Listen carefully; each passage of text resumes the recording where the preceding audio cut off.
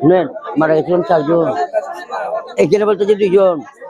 Permission নেই না, উল্টা পুল্টা কন্ট্রাক্টররা কাজ করে, কিন্তু এসব বিল্ডিং মজবুত এবং শক্ত করতে হবে।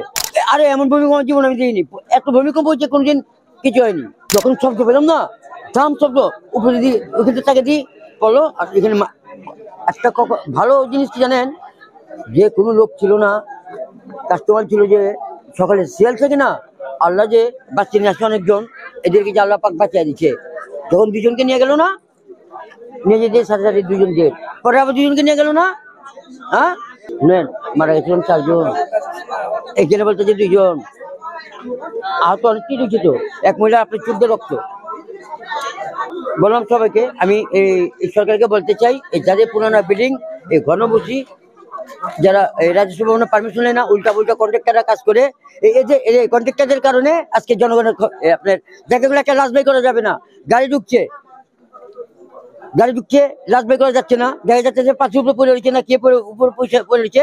কিন্তু এইসব বিল্ডিং মজবুত এবং শক্ত করতে হবে। আরে এমন ভূমিকম্প জীবন আমি দিইনি, এত ভূমিকম্প হচ্ছে কোনদিন কিছু হয়নি।